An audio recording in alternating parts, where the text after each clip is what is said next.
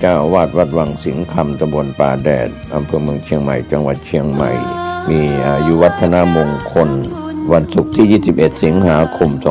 2569 9:30 นาทีเป็นต้นไปก็ขอเชิญชวนคณะศิษยานุศิษย์คณะศรัทธาและผู้มีความเคารพนับถือร่วมในพิธีสืบชะตาเสริมบารมีและเป็นเกียรติร่วมทำบุญแสดงมุทิตาจิตพระสงฆ์เจริญพุทธมนต์สืบชะตาแบบล้านนาสำหรับผู้ที่จะร่วมบุญเป็นเจ้าภาพต้นเงินเพื่อสมทบทุนนิธิวิจิตราภรณ์และเชิญร่วมเป็นเจ้าภาพทั้งตั้งโรงทานอาหารน้ำดื่มติดต่อแจ้งความจำนงได้ที่วัดวังสิงห์คำโทรศัพท์ 053-358-169 หรือที่มือถือ 063-368-471 สำหรับผู้ที่จะร่วมบุญบริจาคทางออนไลน์ผ่านธนาคารกรุงเทพจำกัดสาขาถนนช้างคานชื่อบัญชีพระครูวิจิตรศรีราภรณ์บัญชีออมทรัพย์เลขที่ 423-039-8580 ก็อนุโมทนาสาธุการกับทุกท่านที่ได้แสดงมุทิตาสักการะร่วมทำบุญเป็นเจ้าภาพอายุวัฒนมงคลพระครูวิจิตรศรีราภรณ์รองเจ้าคณะอำเภอเมืองเชียงใหม่เจ้าวาดวัดวังสิงห์คำตำบลป่าแดดอำเภอเมืองเชียงใหม่จังหวัดเชียงใหม่เชิญท่านร่วมงานบุญอายุวัฒนมงคลโดยพร้อมเพรียงกันองค์พระเจ้าทันใจหลวงพ่อประเสริฐเจริญพรอวยชัยให้ท่านกำลังติดตามรับฟังสถานีวิทยุกระจายเสียงพระพุทธศาสนาแห่งชาติและสังคมคลื่นเพื่อการศึกษาพระพุทธศาสนาและวัฒนธรรมระบบ FM 104.5 เมกะเฮิรตซ์รายการต่อไปเป็นรายการคดีโลกคดีธรรม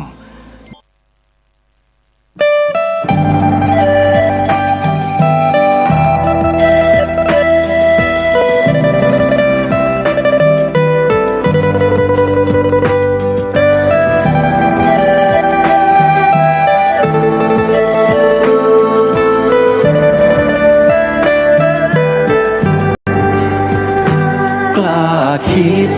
ก็ต้องกล้าทำอย่ากลัวถ้าทำความดีเร่งศึกษาปัญหาให้ทันท่วงทีเมืองไทยจะพัฒนากว่านี้รายการดีๆคดีโลกคดีธรรมขอรำพันบรรยายความคิดเครื่องหมายแห่งสีทั้งสามงามถนัดขาวคือบริสุทธิ์สีสวัสดิ์หมายพระไตรรัตน์และธรรมะคุ้มจิตไทยแดงคือโลหิตเราใสซึ่งยอมสละได้เพื่อรักษาชาติศาสนาน้ำเงินคือสีโสภาอันจอมประชาถ้าโปรดเป็นของส่วนองค์จากริ้วเข้าเป็นไตรรงค์จึงเป็นสีธงที่รักแห่งเราชาวไทยทหารอวตารนำไปยงยุทธวิชัยวิชิตก็ชูเกียรติสยามประเทศไทยที่เจริญมั่นคงมาได้จนถึงทุกวันนี้มิได้เกิดขึ้นจากความหวาดกลัวอย่างคลาดเขลาแต่บรรพบุรุษไทยของเราทุกยุคทุกสมัยล้วนแต่มีความกล้าหาญและชาญฉลาดปกป้องเอกราชสร้างชาติให้เกิดความมั่นคงโดยมีธงแห่งพระไตรรัตน์เป็นเครื่องนำชัยจึงเป็นที่มาที่ไปของรายการคดีโลกคดีธรรมกล้าคิดก็ต้องกล้าทำ อย่ากลัวถ้าทำความดี เร่งศึกษาปัญหาให้ทันท่วงที เมืองไทยจะพัฒนากว่านี้ รายการดีๆคดีโลกคดีธรรม รายการดีๆคดีโลกคดีธรรม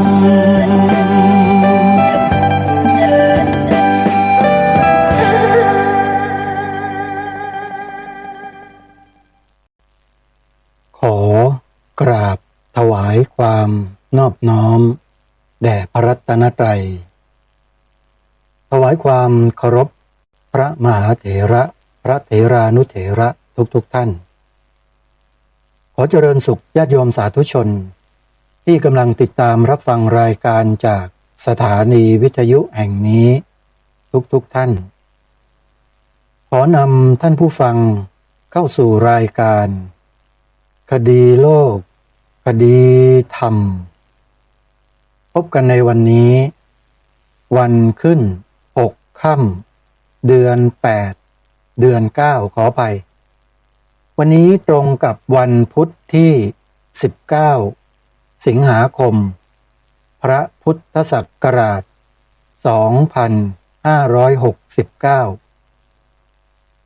รายการคดีโลกคดีธรรมมาพบกับสาธุชนเป็นปกติทุกวันจันทร์ถึงวันศุกร์และวันเสาร์อาทิตย์ทางสถานีวิทยุแห่งนี้ท่านผู้ฟังสามารถใช้โทรศัพท์มือถือระบบ Android ดาวน์โหลดแอปพลิเคชันวิทยุพุทธศาสนาทั่วไทยเพื่อติดตามรับฟังรายการนี้ได้ทุกวันแอปพลิเคชันนี้รวบรวมสถานีวิทยุพระพุทธศาสนาไว้ในที่เดียวกัน50สถานีท่านสามารถรับฟังได้ตลอด24ชั่วโมงและฟังได้ทุกพื้นที่ของประเทศไทยรายการคดีโลกคดีธรรมวันนี้ก็จะขอปรารภงานบุญงานกุศลสักเล็กน้อยท่านผู้ฟังเพราะว่าครูบาอาจารย์ท่านส่งข้อมูลมาให้แล้วก็ไม่ได้นำมาถ่ายทอดให้กับญาติโยมได้รับทราบกันตั้งแต่ต้นเพราะว่าส่งมากระชั้นชิดมากก็เลยจะขอประชาสัมพันธ์กิจกรรมหนึ่งที่น่าสนใจซึ่งยังคงจัดงานนี้อยู่ไปจนถึงวันที่21สิงหาคมงานนี้ก็คืองานอบรมอานาปานสติสู่วิปัสสนากรรมฐานเป็นหลักสูตร5 วันงานนั้นเริ่มมาตั้งแต่วันที่17สิงหาคมมาแล้ววันนี้ก็เข้าสู่วันที่19สิงหาคมก็ยังเหลืองานวันนี้แล้วก็พรุ่งนี้กับมะรืนอีก3 วันท่านผู้ฟังใครที่อยู่ในพื้นที่จังหวัด101ฟังนะโยมใครที่อยู่ในพื้นที่จังหวัด101ไปร่วมงานได้ถ้าใครได้ไปฟังเนี่ยจะเป็นบุญอย่างมากเลยโยมเรื่องของอานาปานสติสู่วิปัสสนากรรมฐานเนี่ย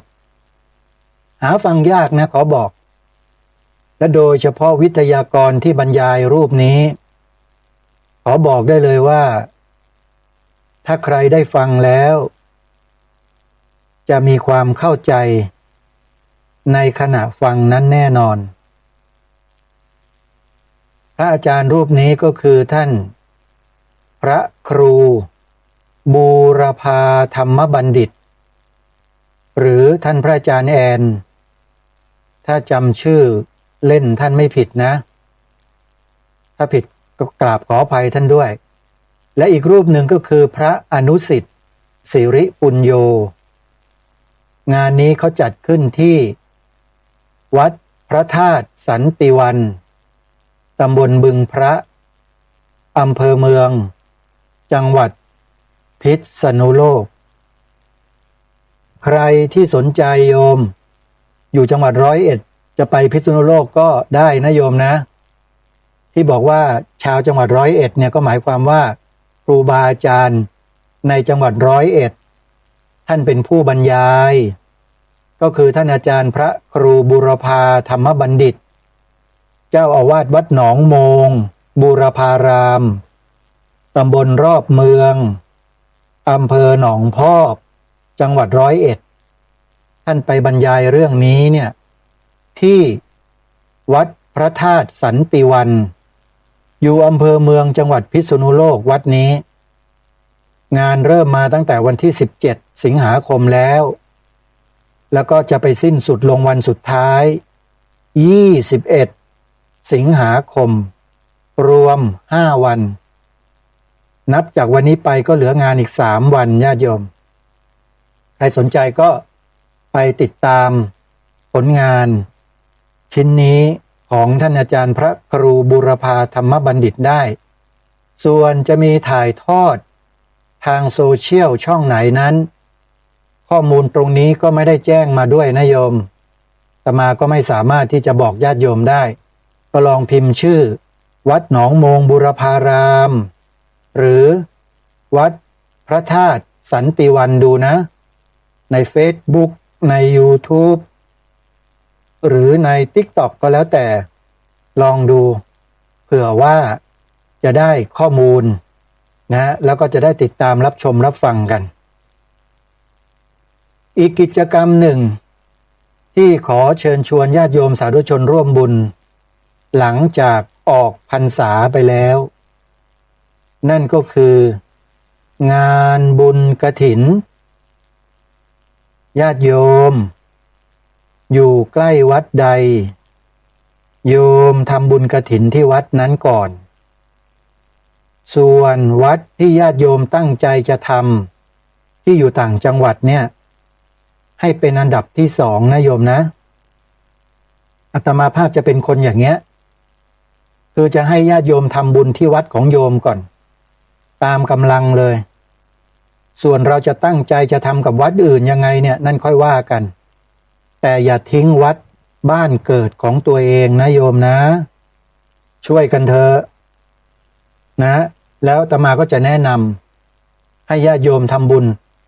กฐินวัดดังกล่าวนี้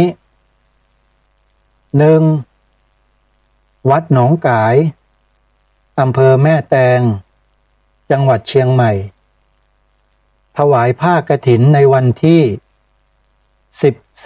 14พฤศจิกายนเพื่อรวบรวมปัจจัยที่ญาติโยมได้ถวายในงานกฐินสร้างอุโบสถทรงเจดีย์พุทธคยาใครจะจองเป็นเจ้าภาพกฐินให้ติดต่อไปที่วัยยาวัจกรวัดหนองกายโยมหมายเลขโทรศัพท์ที่วัดหนองกายนะ053 374 095 ถึง 6 053 374 311และโทรศัพท์มือถือ065 243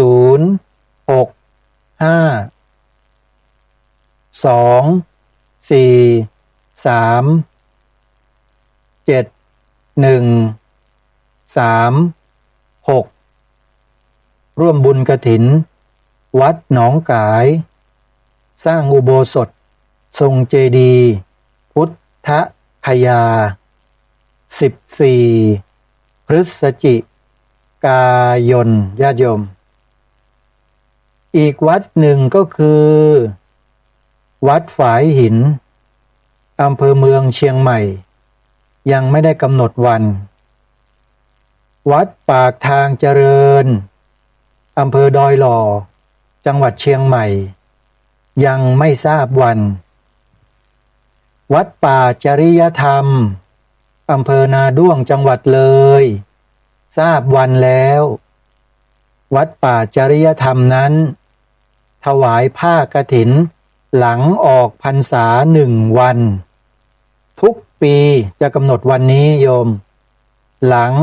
ออกพรรษา1 วันถวายผ้ากฐินวัดป่าจริยธรรมนะวัดศรีอุดมวงศ์อำเภอวังสะพุงจังหวัดเลยอันนี้ถ้าจำไม่ผิด17-18 พฤศจิกายนถ้าไม่ใช่ทักท้วงด้วยนะครับครูบาอาจารย์ฮะหรืออาจจะเป็น14-15หรือเปล่าเดี๋ยวยังไงจะแจ้งให้ทราบแต่ยังไงญาติโยมก็ไปร่วมบุญกันวัดศรีอุดมวงศ์นะอย่าลืมปีนี้กฐินวัดศรีอุดมวงศ์นั้นจะให้ญาติโยมร่วมกันเป็นเจ้าภาพสร้างมหาธาตุเจดีย์ศรีสงครามวัดบ้านปลาคูนอำเภอโพนทรายจังหวัด101ญาติโยมที่จะร่วมรับเป็นเจ้าภาพกฐินก็ติดต่อไปที่ครูบาอาจารย์วัดบ้านปลาคูนได้เลยวัดสามชุกอำเภอสามชุกจังหวัดสุพรรณบุรีวัดสามชุกเนี่ยนะโยมถ้าจำไม่ผิดนะทอดกฐินวันสุดท้ายคือวันลอยกระทงของทุกปี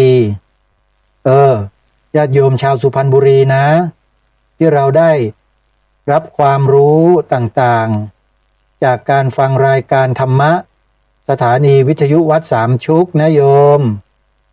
ไปร่วมกันเป็นเจ้าภาพกฐินให้วัดสามชุกกันนะวันลอยกระทงขึ้น15 ค่ำเดือน12โยมวัดสามชุกจะถวายผ้ากฐินช่วงเนี้ยทุกปีเลยแล้วก็มีปฏิบัติธรรมต่อเนื่องด้วยนะเป็นการฉลององค์กฐินกันใครจะร่วมไปปฏิบัติธรรมบวชเนกขัมมะในงานบุญกฐินวัดสามชุกก็ขอเชิญได้วัดอารามมงคลอำเภอยางตลาดจังหวัดกาฬสินธุ์วัดนี้ก็เช่นเดียวกันญาติโยมที่อยู่จังหวัดกาฬสินธุ์นะช่วยอาจารย์พระครูปริยัติโพธิธรรมกันนะโยมลูกๆหลานๆของโยมมาบวชเป็นสามเณรกันอยู่ที่นี่เยอะเลยเท่ากับญาติโยมมาเลี้ยงดูลูกหลานด้วยนะบุญกฐินปีนี้อย่าลืมวัดอารามมงคลนะโยมนะวัดสวนป่าดอนยานางบ้านดอนยานางตำบลดอนสมบูรณ์อำเภอยางตลาดจังหวัดกาฬสินธุ์ของท่านครูบาสันหรือท่านพระอาจารย์ปลัดเดชาอาสโพนี่ก็เช่นเดียวกันญาติโยมก็อย่าลืมรับเป็นเจ้าภาพกฐินถวายครูบาอาจารย์กันนะโยมนะสอบถามเข้าไปที่สำนักต่างๆได้เลยญาติโยมเชื่อว่าญาติโยมก็มีเบอร์โทรศัพท์กันอยู่แล้วนะฮะจองเป็นเจ้าภาพร่วมกันเป็นกฐินสามัคคีนะโยมนะส่วนที่สวนป่าสามัคคีธรรมของอาตมานั้นมีญาติโยมหลายท่านถามว่าแล้วปีนี้จะถวายผ้ากฐินไหมอาตมาก็บอกโยมตรงๆโยมสวนป่าสามัคคีธรรมไม่ได้เป็นวัดนะแล้วก็ไม่ใช่สำนักสงฆ์ด้วยเป็นแค่สวนป่าเป็นสวนสำหรับเรียนรู้เรื่องวนเกษตรคือป่าที่เป็นเกษตรโยมอาตมาภาพจัดสร้างเป็นสวนธรรมเพื่อไว้ทำกิจกรรมในบางโอกาสโยมไม่ได้ทำทุกวันนะเพราะฉะนั้นที่นี่ไม่ใช่วัดเป็นเพียงแค่สำนักปฏิบัติธรรมหรือว่าสวนธรรมเฉยๆโดยมีอาตมาภาพนี่แหละเป็นผู้ดูแลร่วมกับจิตอาสาอื่นๆที่เข้ามามีส่วนร่วมนะฮะเป็นประโยชน์เพื่อส่วนรวมเพราะว่า ทำคุณงามความดีอย่างเดียวไม่มีการทำสิ่งอื่นนะโยมนะไม่แสวงผลกำไรใดๆทั้งสิ้นแต่จะขอแจ้งบอกกับญาติโยมไว้ก่อนเบื้องต้นว่าสวนป่าสามัคคีธรรมเนี่ยจะทำบุญใหญ่ฉลองศาลาปฏิบัติธรรมในปลายเดือนมกราคมปีหน้าถ้าไม่ผิดพลาดนะอาตมาก็ได้กำหนดในเบื้องต้นไว้แล้วว่าจะจัดงานเปิดป่าฟังธรรมครั้งที่2พร้อมกับทำบุญผ้าป่าฉลองศาลาปฏิบัติธรรมในระหว่างวันที่23-24 มกราคมพระพุทธศักราช2570โอ้โห70แล้วเหรอเนี่ยเร็วนะญาติโยมวันเวลานี่มันเร็วดูด้วยแวบๆใน2570แล้วเหรอเนี่ยอาตมาภาพนึกว่าปี2520ยังไม่อยากจะไปถึง70เลยโยมนะไม่รู้จะไปแก่กันไปทำไมพวกเราเนี่ยทำให้ดีที่สุดก็แล้วกันโยมยังมีลมหายใจอยู่เชื่ออาตมาทำความดีให้มันสุดๆให้มันดีกับตัวเราด้วยครอบครัวเราด้วยดีต่อสังคมรอบข้างด้วยให้มันสุดๆไปเลย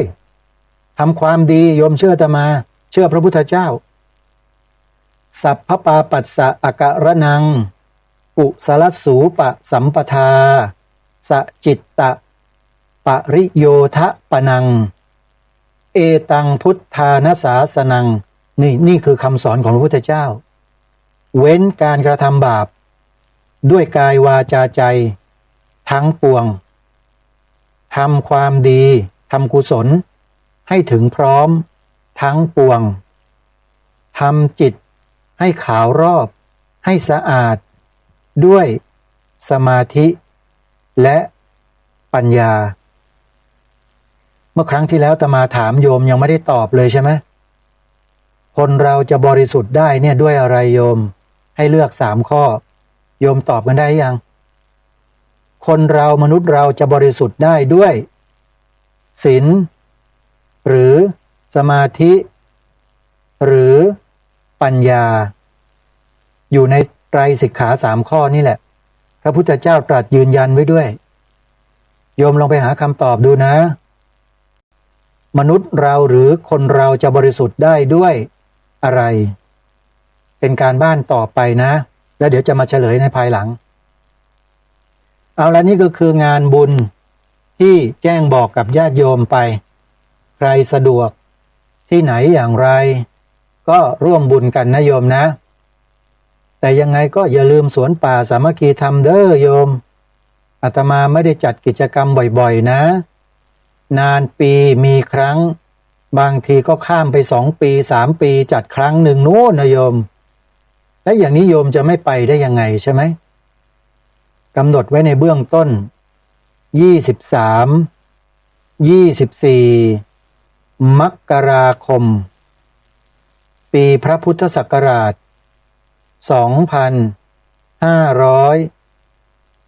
2570ปีหน้าบอกเร็วไปหรือเปล่าโยมไม่เร็วเนาะเอาละท่านสาธุชนทุกท่านวันนี้มีข้อมูลอีกส่วนหนึ่งของวัดป่าอดุลยารามอำเภอเมืองจังหวัดขอนแก่นมาเปิดให้พวกเราได้ฟังกันอีกรอบหนึ่งเพื่อเป็นการเจาะข้อมูลลงไปให้ลึกกว่าเดิมจากที่เราได้ยินได้ฟังกันมาเนี่ยส่วนมากก็จะเป็นข้อกฎหมายการออกโฉนดที่ดินการเรียกร้องของทายาทการอะไรต่อมีอะไรอยู่ระดับนั้นใช่ไหมทีนี้เรายังไม่ทราบที่มาที่ไปของวัดป่าอดุลยารามอย่างแท้จริงสักครั้งหนึ่งเลยเดี๋ยววันนี้มาฟังพร้อมกันจากวิทยากรท่านหนึ่ง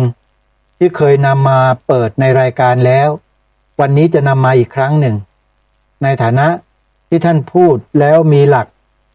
มีหลักแล้วก็มีข้อมูล แล้วก็เป็นคนในพื้นที่ด้วย ก็เลยนำมาเปิดให้ฟังมันเป็นประโยชน์นะโยมนะถ้าไม่เป็นประโยชน์อาตมาไม่นำมาเปิดแต่อันนี้เป็นประโยชน์และเป็นประโยชน์ต่อพระพุทธศาสนาด้วย จึงให้พวกเราตั้งใจฟังกันจนจบแล้วเดี๋ยวมาสรุปกันสักครู่หนึ่งติดตามรับฟังพร้อมๆกัน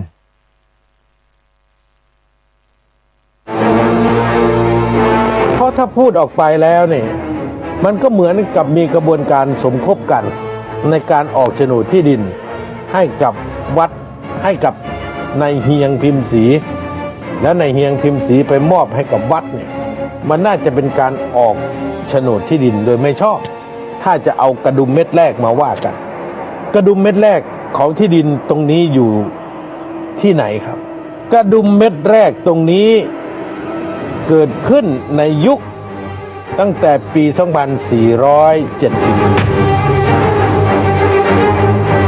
อีกเรื่องหนึ่งที่เถียงกันไม่รู้จบแล้วก็เป็นคนหยิบเอาประโยคกัดกระดุมเม็ดแรกเนี่ยมาพูดก็คือคุณชมมณีหรือฉายาปาดาเวลาเขาไล่ในรายการเรื่องที่ดินวัดแกก็จะพูดว่าโฉนดยังเป็นกรรมสิทธิ์ของนายเฮียงและแกก็บอกว่าเรื่องนี้มันผิดตั้งแต่กระดุมเม็ดแรกกัดกระดุมเม็ดแรกผิดมันก็ผิดไปด้วยผมก็ไม่อยากจะพูดเรื่องนี้เมื่อวานพิธีกรของรายการคุยได้จันทร์คุณนุก็ถามเรื่องนี้ผมก็พูดโดยไม่อยากจะพูดเรื่องนี้สักเท่าไหร่เพราะถ้าพูดออกไปแล้วเนี่ยมันก็เหมือนกับมีกระบวนการสมคบกันในการออกโฉนดที่ดินให้กับวัดให้กับนายเฮียงพิมพ์ศรีแล้วนายเฮียงพิมพ์ศรีไปมอบให้กับวัดเนี่ยมันน่าจะเป็นการออกโฉนดที่ดินโดยไม่ชอบถ้าจะเอากระดุมเม็ดแรกมาว่ากันแล้วก็ตัดสิทธิ์ทั้งนายเฮียงตัดสิทธิ์ทั้งลูกแล้วก็คนที่มาเป็นทายาทลำดับที่9ของนายเฮียงเนี่ยก็คือนางชมมณีเนี่ยหรือปาดาเนี่ยกระดุมเม็ดแรกของที่ดินตรงนี้อยู่ที่ไหนครับกระดุมเม็ดแรกตรงนี้เกิดขึ้นในยุคตั้งแต่ปี 2470 ในยุคนั้นเกิดโรคเรื้อนระบาดไปทั่วพื้นที่ภาคอีสานและมีมากที่สุดก็คือพื้นที่จังหวัดขอนแก่นองค์การอนามัยโลกมาสำรวจในปี 2496 ทราบว่าผู้ติดเชื้อในประเทศไทยเนี่ยมีมากถึง 140,000 กว่ารายคือมากกว่า 140,000 รายที่ติดเชื้อโรคเรื้อนและมากกว่า 100,000 คนอยู่ในพื้นที่ภาคอีสานและกระจุกตัวอยู่ที่ภาคอีสานตอนกลางก็คือจังหวัดขอนแก่นรัฐบาลในยุคนั้นก็ต้องแก้ปัญหาครับรัฐบาลในยุคปี 2478 หลังเปลี่ยนแปลงการปกครองมาได้เข้าสู่ปีที่ 3ก็ได้ประกาศจัดตั้งสถานพยาบาลโรคเรื้อนศรีฐานขึ้นถ้าพี่น้องประชาชนอยู่ที่จังหวัดขอนแก่นหรือเป็นคนขอนแก่นเนี่ยจะทราบว่าบ้านศรีฐานอยู่บริเวณใดรัฐบาลในยุคปี 2478 ได้ประกาศจัดตั้งสถานพยาบาลโรคเรื้อนศรีฐานขึ้นให้ตั้งอยู่บริเวณถนนด้านทิศตะวันออกเส้นขอนแก่นไปชุมแพห่างจากสารกลางจังหวัดปาประมาณสัก 2-3 กิโลเมตรก็ตรงกับบ้านศรีฐานในปัจจุบันแต่อยู่ฝั่งด้านทิศตะวันออกของถนนขอนแก่นชุมแพหรือปัจจุบันเรียกว่าถนนมะลิวันถ้าจะชัดเจนไปอีกบริเวณนั้นก็คือบริเวณที่ตั้งของคณะแพทยศาสตร์ดั้งเดิมของมหาวิทยาลัยขอนแก่นก็คือประตูศรีฐานเข้าไปปัจจุบันตรงนั้นก็เป็นคณะเกี่ยวกับ รัฐศาสตร์หรืออะไรสักอย่างเด็กคณะแพทยศาสตร์ย้ายมาทางโรงพยาบาลศรีนครินทร์แล้ว อยู่ตรงข้ามกับหอประชุมกาญจนาพิเศษกถนนประตูศรีฐานที่เข้ามหาวิทยาลัยขอนแก่นในปัจจุบันน่ะถ้าตรงไปเนี่ยไอ้ตรงสถานพยาบาลน่ะอยู่ตรงบริเวณที่ตรงข้ามกับศูนย์ประชุมกาญจนาพิเศษกตรงข้ามโรงเรียนสาธิตคณะศึกษาศาสตร์ก็ตั้งสถานพยาบาลนั้นมาตั้งแต่ปี 2496 จนกระทั่งถึงปี 2505 จอมพลสฤษดิ์ธนรัตน์ได้มีคำสั่งให้ย้ายสถานพยาบาลโรคเรื้อนศรีฐานให้ไปตั้งที่บ้านโนนสมบูรณ์อำเภอบ้านไผ่จังหวัดขอนแก่นปัจจุบันก็คือบ้านโนนสมบูรณ์โรงพยาบาลสิรินธรอำเภอบ้านแห่นั่นแหละครับคือนิคมเขาเรียกว่านิคมโนนสมบูรณ์เอาผู้ป่วยโรคเรื้อนนี่ทยอยย้ายจากบ้านศรีฐานย้ายจากบ้านสามเหลี่ยมน้อยหรือคุ้มขี้ทูดให้ไปอยู่ที่บ้านโนนสมบูรณ์เริ่มย้ายกันเมื่อปี 2505 พอจอมพลสฤษดิ์ธนรัตน์ได้ใช้สถานที่แห่งนั้นตั้งสถาบันเทคโนโลยีขอนแก่นขึ้นในปี 2505 และในปี 2507 ก็เปลี่ยนชื่อสถาบันเทคโนโลยีขอนแก่นเป็นมหาวิทยาลัยภาคตะวันออกเฉียงเหนือและปี 2509 ก็เปลี่ยนชื่อจากมหาวิทยาลัยภาคตะวันออกเฉียงเหนือเป็นมหาวิทยาลัยขอนแก่นและได้กราบบังคมทูลเชิญพระบาทสมเด็จพระเจ้าอยู่หัวภูมิพลอดุลยเดชในหลวงรัชกาลที่ 9 พระองค์ท่านเสด็จไปเปิดมหาวิทยาลัยขอนแก่นอย่างเป็นทางการในเดือนธันวาคมปี 2510 นี่เล่าให้ฟังแล้วตั้งแต่ปี 2478 จนกระทั่งถึงปี 2505 ต่อ 506 หรืออาจจะถึง 507 ผู้ป่วยโรคเรื้อนที่เสียชีวิตเขาเอาไปที่ไหนอย่าลืมนะครับภาคอีสานเนี่ยมากกว่า 100,000 คนที่ป่วยแล้วมากกว่า 70% อยู่ในพื้นที่บริเวณจังหวัดขอนแก่นจุดศูนย์กลางของการระบาดมีผู้เสียชีวิตเป็นหมื่นๆคนการกำจัดศพของผู้เสียชีวิตจากโรคเรื้อนก็มีการนำไปดำเนินการฝังในบริเวณที่ใกล้ๆกับสถานพยาบาลโรคเรื้อนศรีฐานก็คือออกมาประมาณสัก300 ถึง 400 เมตรเนี่ยก็คือบริเวณ100 เมตร 200 เมตรเนี่ยบริเวณหอกาญจนาพิเศษกแถวรอบบึงศรีฐานในปัจจุบันเนี่ยแต่ผู้ป่วยและอีกส่วนหนึ่งผู้เสียชีวิตก็นำไปฝังบริเวณสะพานขาวบริเวณสะพานขาวส่วนหนึ่งนำไปฝังอยู่บริเวณปัจจุบันก็คือหอกาญจนาพิเศษและโรงเรียนสาธิตศึกษาศาสตร์แล้วก็รอบๆบึงศรีฐานที่คนชาวขอนแก่นไปวิ่งออกกำลังกายกันนั่นแหละอีกส่วนหนึ่งนะครับอีกส่วนหนึ่งก็ลึกเข้าไปในพื้นที่บริเวณมอดินแดงมันเป็นป่าเป็นโคกอยู่ลึกเข้าไปฝังไว้บริเวณใกล้ๆกับสะพานขาวถ้าใครเคยเรียนมหาวิทยาลัยขอนแก่นจะรู้ว่าสะพานขาวนี่เฮี้ยนสุดๆเวลานักศึกษาจะข้ามสะพานขาวนี่เรียกว่าต้องกั้นใจนะครับกั้นใจเลยถ้าปั่นจักรยานก็ต้องกั้นใจปั่นมอเตอร์ไซค์ก็ต้องบิดเต็มที่หรือไม่งั้นก็ต้องวิ่งกันสะพานขาวยาวมันจะมีร่องน้ำแล้วก็มีสะพานขาวจนกระทั่งมหาวิทยาลัยขอนแก่นจะต้องทำถนนเบี่ยงออกจากสะพานขาวเพราะว่ามีปัญหาเรื่องนี่แหละมีปัญหาเรื่องความกลัวของนักศึกษาแก้ปัญหาโดยการทำถนนอ้อมสะพานขาวถ้าจะตรงไปเป็นสะพานขาวต้องทำถนนเส้นใหม่ออกไปด้านซ้ายแล้วเดี๋ยวนี้เส้นสะพานขาวก็ไม่ค่อยมีใครสัญจรเพราะตรงนั้นนี่เป็นที่ฝังศพของคนที่เสียชีวิตจากการเป็นโรคระบาดก็คือโรคเรื้อนจำนวนมากแต่ที่มันพีคกว่านั้นเนี่ยนะส่วนใหญ่ มากกว่า 70-80% ของผู้เสียชีวิตจากโรคเรื้อนตั้งแต่ปี 2478 ที่ตั้งสถานพยาบาลโรคเรื้อนศรีฐานขึ้นเนี่ย2478 นะครับจนมาเลิกตอน 2507 อย่างสมบูรณ์เนี่ยเขาเอาไปฝังไว้บริเวณโคกผีป่าหลอกซึ่งห่างจากสถานพยาบาลโรคเรื้อนศรีฐานออกมาทางทิศตะวันออกเฉียงใต้ประมาณ1 กิโลเมตรและบริเวณนั้นก็คือบริเวณวัดป่าอดุลยารามในปัจจุบันนี่อยากจะเอากระดุมเม็ดแรกใช่ไหมผมก็จะเอากระดุมเม็ดแรกเนี่ยมาบอกคุณชมมณีหรือป้าดาเนี่ยผมไม่ได้เรียกป้าหรอกอายุน้อยกว่าผมอีกอายุ40 กว่าปี70-80% นั่นหมายความว่าเท่าไหร่ครับ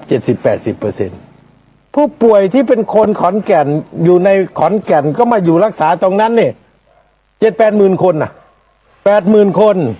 แล้วเสียชีวิตเนี่ยถ้าเสียชีวิตสัก50,000เนี่ย80% ของ5ก็คือ 40,000 คนจะต้องเอาไปกำจัดโดยการฝังและเผาแล้วก็ไปที่โคกผีป่าหลอกปัจจุบันก็คือวัดป่าอดุลยารามวัดป่าอดุลยารามนี่ชื่อเดิมนะครับเขาเรียกกันว่าวัดป่าบ้านหนองแวงอันนี้เล่าให้ฟังเป็นเกร็ดความรู้นะครับแต่ก่อนก็คือวัดป่าบ้านหนองแวงก็มีความพยายามที่จะตั้งชื่อวัดก็ไปขอท่านเจ้าคณะจังหวัดอยู่ที่วัดศรีจันทร์เจ้าคณะจังหวัดขอนแก่นเจ้าคณะจังหวัดขอนแก่นก็แนะนำให้เอาชื่อของหลวงพ่อที่เป็นเจ้าอาวาสวัดบ้านหรือวัดหนองแวงตาชูซึ่งเป็นวัดบ้านเนี่ยหลวงพ่ออดุลเนี่ยมาตั้งเป็นชื่อวัดก็เลยได้ชื่อวัดว่าวัดป่าอดุลยารามเปลี่ยนจากวัดป่าบ้านหนองแวงเป็นวัดป่าอดุลยารามสถานที่ที่เอาศพมาฝังเอาศพที่เสียชีวิตจากโรคร้ายมาฝังมาเผาเอาศพที่ตายผิดธรรมชาติที่ชาวบ้านเรียกว่าตายโหงเนี่ยมาฝังที่วัดป่าบ้านหนองแวงหรือชื่อต่อมาก็คือวัดป่าอดุลยารามเนี่ยเพราะชาวบ้านที่อยู่ในละแวกนั้นเนี่ยเขาไม่ยอมให้ผู้ที่เสียชีวิตจากโรคร้ายผู้ที่ตายจากเหตุผิดธรรมชาติเนี่ยมาฝังร่วมกับวัดของบ้านเขาพูดง่ายๆก็คือถ้าตายด้วยโรคเรื้อนก็อย่าเอาเข้ามาในวัดบ้านเขาก็ต้องเอาไปนู่นแหละทุกคนก็ต้องเอามาที่วัดป่าอดุลยารามทั้งหมดหรือวัดป่าบ้านหนองแวงบริเวณนั้นคนทั่วไปจึงรับทราบโดยทั่วกันว่าคือป่าช้าทีนี้ป่าช้าเนี่ยสถานะของป่าช้าคืออะไรครับสถานะของป่าช้าเป็นที่ดินสาธารณประโยชน์ป่าช้าเป็นที่ดินสาธารณประโยชน์ตามกฎหมายถือเป็นสาธารณสมบัติของแผ่นดินที่มีไว้สำหรับให้พลเมืองเนี่ยใช้ร่วมกันตามประมวลกฎหมายแพ่งและพาณิชย์มาตรา 1304 ซึ่งประชาชนในท้องถิ่นนั้นใช้ประโยชน์ร่วมกันในการเผาศพหรือการฝังศพมาตั้งแต่อดีตกฎหมายจึงกำจัดให้คำจำกัดลักษณะสำคัญของที่ดินป่าช้าให้เป็นสาธารณประโยชน์โดยกำหนดไว้ว่าห้ามยึดครองห้ามยึดถือครองเป็นการส่วนตัวคือไม่ให้บุคคลหรือเอกชนใดเอกชนหนึ่งหรือบุคคลใดบุคคลหนึ่งไม่สามารถเข้ามายึดถือครอบครองหรือขอออกโฉนดที่ดินป่าช้าที่เป็นสาธารณะเพื่อประโยชน์ส่วนตนได้นี่ห้ามนะครับห้ามยึดถือครองส่วนตัวห้ามไม่ให้ครอบครองปรปักษ์ถึงแม้ว่าจะเข้าไปทำกินล้อมรั้ว เป็นเวลานานเกิน10 ปีก็ไม่สามารถที่จะยกเอาอายุความขึ้นมาต่อสู้เพื่อฮุบเอาที่ดินป่าช้าไปเป็นที่ดินของตนเองได้ห้ามซื้อขายหรือโอนเว้นแต่ต้องทำเป็นพระราชกฤษฎีกาถอนสภาพที่ดิน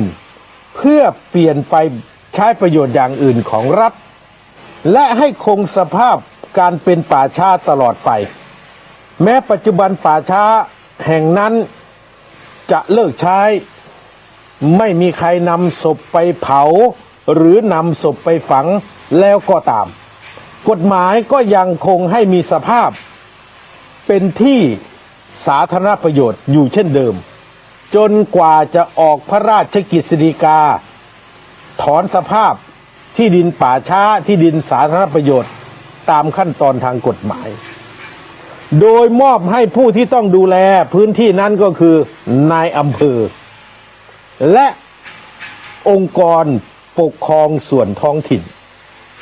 ไม่ว่าจะเป็นอบต.เทศบาลหรืออบจ.จะต้องมีอำนาจหน้าที่ในการดูแลรักษาคุ้มครองที่ดินป่าช้าดังกล่าวเมื่อตามประวัติศาสตร์ได้ระบุอย่างชัดเจนว่าบริเวณวัดป่าอดุลยารามจังหวัดขอนแก่นตำบลในเมือง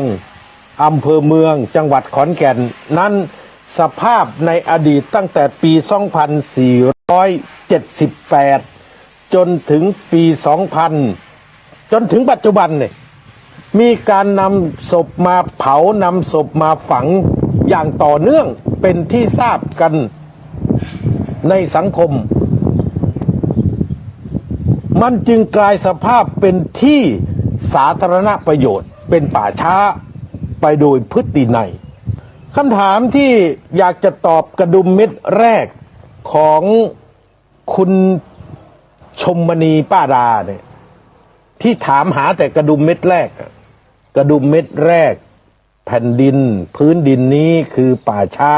เป็นที่สาธารณประโยชน์ดังนั้นก็ต้องถามครับว่าที่ผมบอกแล้วว่าผมไม่อยากจะพูดเรื่องนี้เพราะไม่ต้องการที่จะไปทำให้เจตนาอันเป็นกุศลของพ่อใหญ่เฮียงพิมพ์ศรีหรือคุณตาเฮียงหรืออดีตผู้ใหญ่บ้านเฮียงเนี่ยพิมพ์ศรีเนี่ยท่านได้มัวหมองเนื่องจากว่าเรายังไม่เห็นว่าตาเฮียงพิมพ์ศรีเอาหลักฐานใดไปยื่นต่อสำนักงานที่ดิน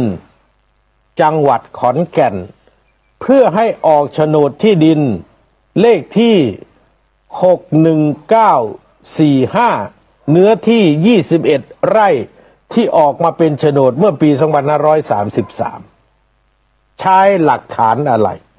ผมบอกแล้วว่าไม่อยากฟื้นฝอยหาตะเข็บเพราะวันนี้สภาพทางกฎหมายบริเวณนี้ก็เป็นที่ธรณีสงฆ์ไปเรียบร้อยแล้วทั้งที่อยู่ในโฉนด21ไร่และอยู่นอกโฉนดอีก5ไร่รวมกันเป็น26ไร่เป็นที่ธรณีสงฆ์ไปเรียบร้อยแล้วแต่เมื่อต้องการอยากจะรู้ว่ากระดุมเม็ดแรกคืออะไรผมก็เปิดกระดุมเม็ดแรกให้เห็นว่าตั้งแต่ปี 2478 ที่มีการตั้งสถานพยาบาลโรคเรื้อนสีฐานบริเวณทางเข้าประตูมหาวิทยาลัยขอนแก่นด้านประตูสีฐานน่ะตั้งแต่ 2478 และมีการเอาศพของผู้ป่วยโรคเรื้อนจำนวนหลายหมื่นคนที่เสียชีวิตนี่เอามาฝังเอามาเผานี่80%ของผู้เสียชีวิตเอามาฝังบริเวณโคกผีป่าหลอกหรือวัดป่าบ้านหนองแวงหรือมาเปลี่ยนชื่อภายหลังว่าวัดป่าอดุลยารามนี่แหละครับกระดุมเม็ดแรกดังนั้นที่ดินแปลงนี้สภาพเป็นที่สาธารณประโยชน์ตั้งแต่ต้นดังนั้นการออกโฉนดเนี่ยก็ไม่อยากไปฟื้นฝอยว่าตาเฮียงเอาหนังสือสค.1อะไรไปออกโฉนด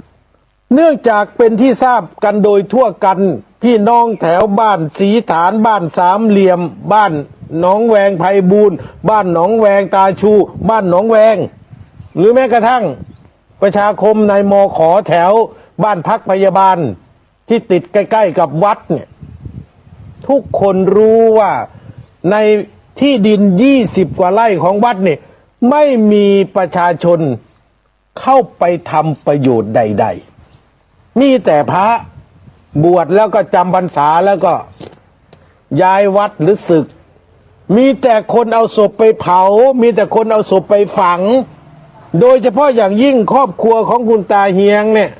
ไม่มีใครได้เข้าไปใช้ประโยชน์ในแผ่นดินพื้นดินนี้เลยแม้แต่คนเดียวนี่ไงครับนี่ไงกระดุมเม็ดแรกอยากจะเอาความจริงให้มันละเอียดก็หลอนแบบนี้ล่ะหลอนแบบในบักกอกนี่ละ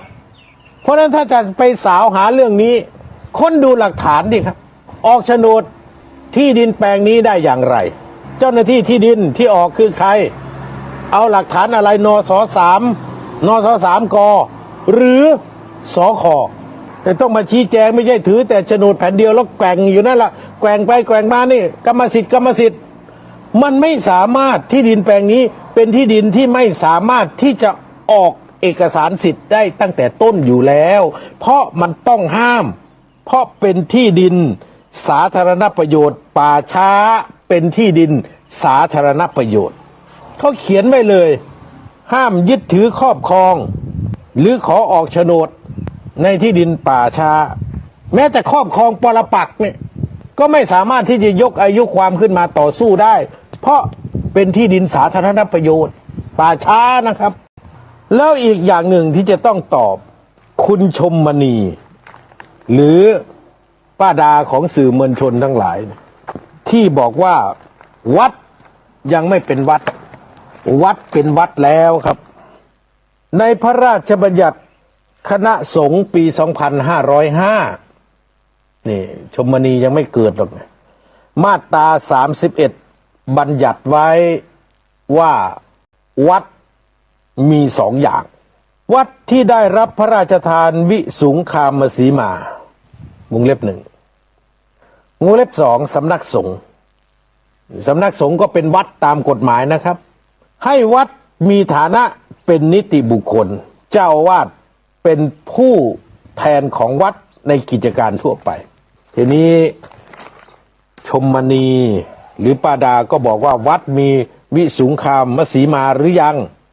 อธิบายต่อวิสุงคามสีมาก็คือเขตที่ดินที่พระมหากษัตริย์พระราชทานแก่พระสงฆ์เพื่อให้แยกออกต่างหากจากเขตบ้านเมืองพื้นที่นี้ใช้ในการสร้างอุโบสถหรือโบสถ์เพื่อให้พระสงฆ์ได้ใช้ในการทำสังฆกรรมพิธีทางศาสนาได้อย่างถูกต้องตามพระธรรมวินัยไอ้ที่เขตพระราชทานนี้เนี่ยให้แยกเป็นสิทธิขาดของสงฆ์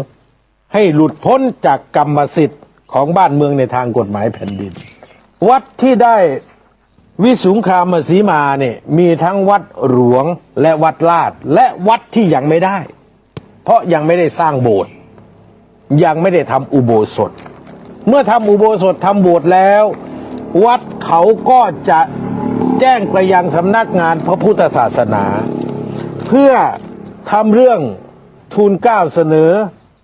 พระบาทสมเด็จพระเจ้าอยู่หัวให้พระราชทานวิสุงคามสีมาลงมาซึ่งก็เป็นขั้นตอนและความพร้อมของแต่ละวัด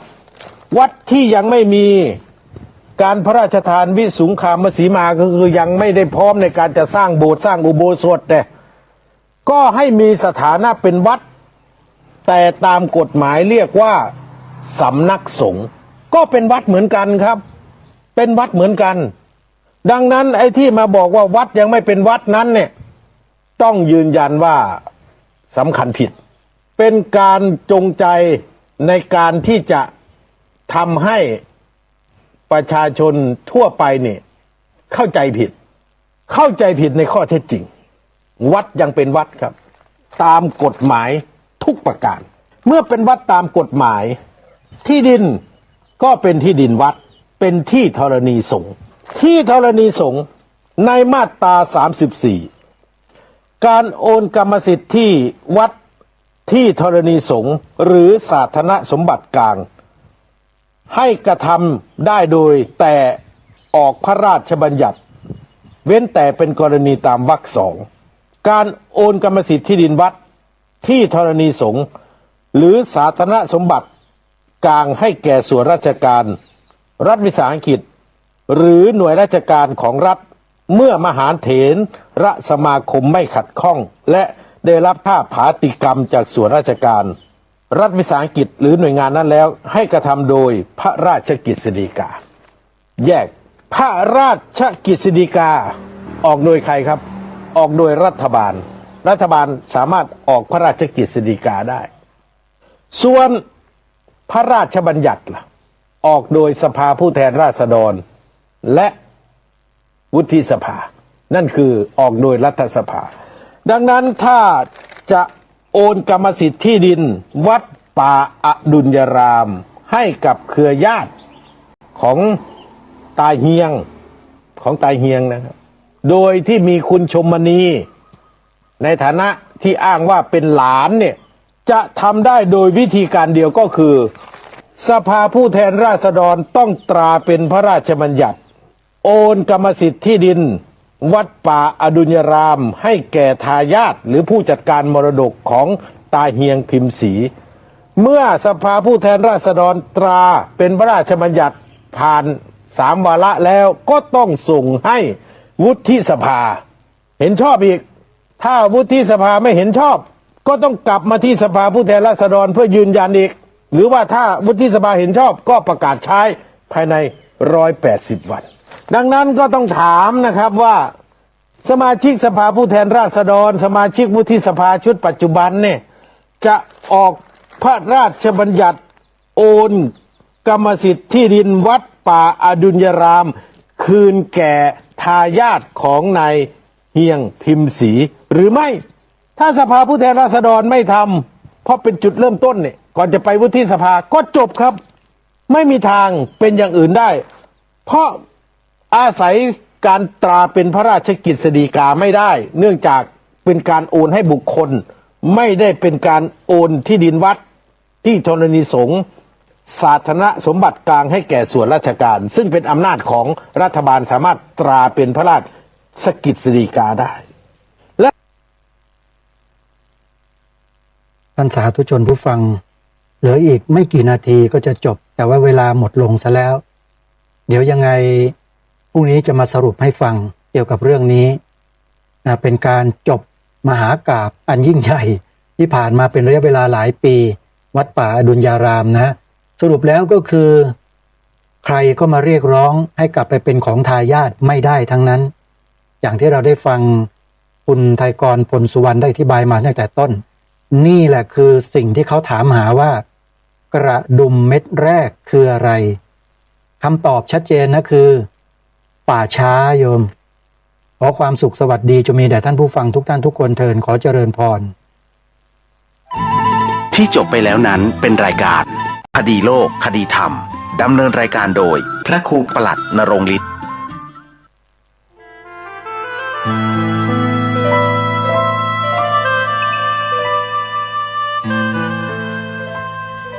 นักเผยแผ่จึงเปรียบเสมือนหมอที่วินิจฉัยโรคแล้วค่อยๆทดลองยาเมื่อเห็นว่าให้ยาถูกโรคก็คอยดูแลไม่ให้เกิดโรคแทรกซ้อนตามขึ้นมาอีกหมอต้องไวต่อการเรียนรู้เรื่องโรค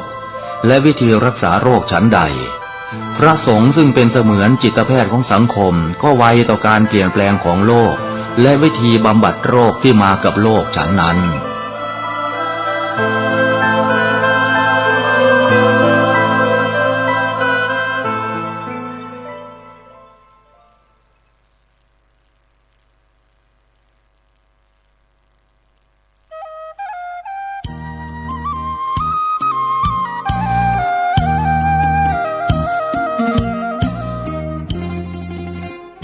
โดยทางคณะสงฆ์คณะศิษยานุศิษย์ คณะศรัทธาของวัดวังสิงคำตำบลป่าแดดอำเภอเมืองเชียงใหม่จังหวัดเชียงใหม่ปัจจุบันมีพระครูวิสิตศรีราพรณ์รองเจ้าคณะอำเภอเมืองเชียงใหม่เจ้าอาวาสวัดวังสิงคำตำบลป่าแดดอำเภอเมือง